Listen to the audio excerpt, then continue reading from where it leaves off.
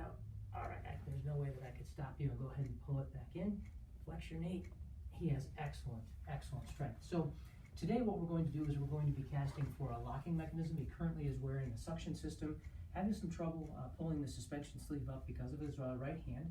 So we're going to switch him over to a locking mechanism as he has no issue rolling the liner on. It's only the suspension sleeve. The first thing we'll like to do is check and see what size liner we're going to measure. So here he has a short fibula, and it would be impossible to measure the lower parts. So what we do is we come up to the point where the fibula is, usually 1.5 to 2 inches up, and he measures 29 centimeters. These liners come every 2 centimeters, so the 28 will be the one we're going to use. When you don a liner like this, we want to invert the liner. We would never want to leave it cupped like this so it traps a bunch of air in there. What we do is flatten it as much as possible, just like that. Put it up against the distal end of the residual limb, and then roll it up in place, just like that. All right, so at this point we've got the liner on. The distal shuttle lock is coming straight out of the end of the limb. What we can do now is take some measurements. There's a few different measurements that we take. The first one would be an ml, or the width of his femoral condyles. So we just bring this gauge in against the femoral condyles just like this, and we apply a little pressure, and it goes to about 3 7/8. When we relax it, it comes back out. So we're going to measure his ml coming in at about 4 inches. The next measurement that we take would be the length of the residual limb. So what we do is we find the joint space. If he's fully extended like this, the patellar tendon is very rigid, and it's hard to find where the joint space is. But go ahead and relax your knee.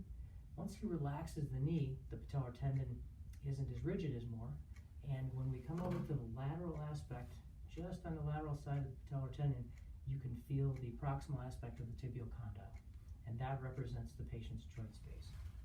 With this length gauge, we're going to put this little notch here in the patient's patellar tendon or joint space. Just relax your knee again. Beautiful. And then we're going to slide this distal attachment up, and this will give us a measurement of 8. I prefer to measure with the liner on. That gives me the actual socket depth. You can also take a measurement with the liner off if you want to get a measurement of just the residual limb. So at this point we are ready to take the cast. What we're going to do, we could wrap the synthetic casting tape directly over the liner, but it will stick to that and then it may ruin the liner, so we put some saran wrap on to help protect it. I always start at the proximal aspect. Sometimes actually we'll roll just a very small part of the liner over, and then when the saran wrap touches that silicone, it will hold it in place proximally. Kind of our anchor wrap there. We're going to take a little stretch out of it to make sure it's nice and smooth, and just work circumferentially down the liner. At the end, again, taking some stretch out of it makes it so it doesn't pucker or vent, we call it. Little figure of 8 pattern. We've covered the distal end, and then we just tear it off like that. So now we've protected our liner. Now we're going to focus on making some measurements or some markings on the saran wrap that will transfer into our cast. Again, we're going to have the patient relax now. Good. I'm going to find that joint space. I like to make one horizontal line where the joint space is located. I'll feel the medial and lateral aspect of the patellar tendon and mark the center of that. So this gives me an idea, kind of our line of progression of the residual limb, and then also where we're going to make that modification. Coming distal, we look for the anterior tibial tubercle, make a mark there. At that point, I go down to the distal end of the tibia, and typically you connect the anterior tibial tubercle to the distal end of the tibia, and that would represent the crest of the tibia, which clearly you can't feel through a gel liner. At this point, I like to move to the lateral tibia, find where the border is from the anterior compartment of the soft tissue to the bone, make a mark there. And basically we're going to take that line from the top all the way down to the distal end of the tibia, just like that. At this point, we can palpate and move around and find the lateral tibial condyle, which is there, and connect it. So now we have an idea of the lateral aspect of our tibia. While we're over here, we can also find the fibular head. There's two ways to mark this. Sometimes we can just put an X, which would represent the center of it.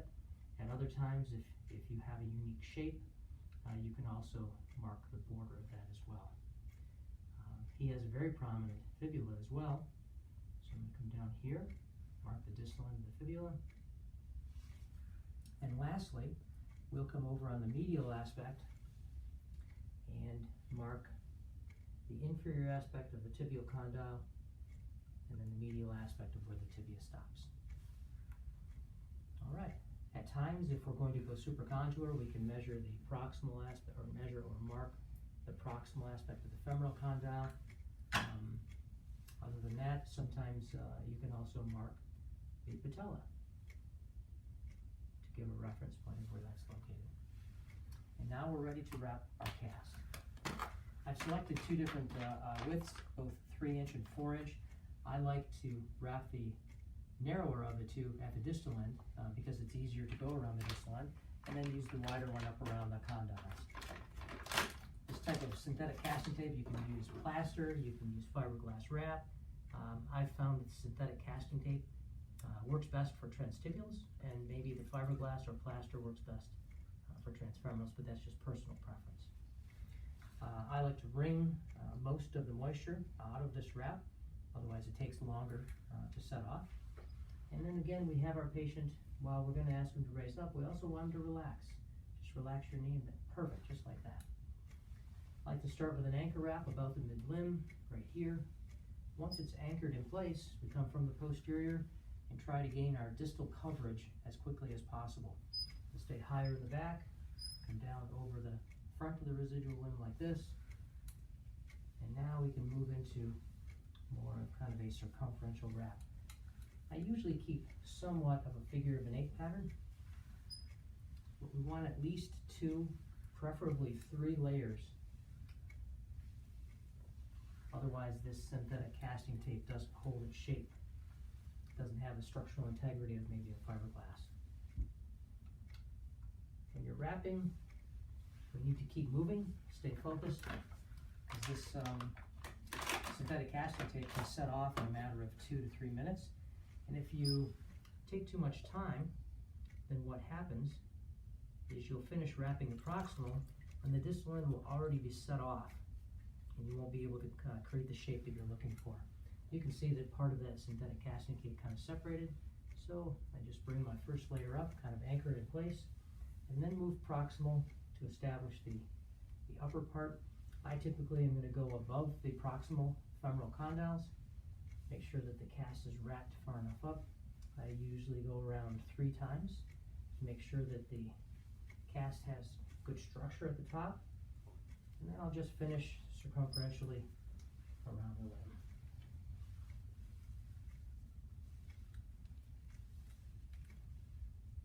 At this point,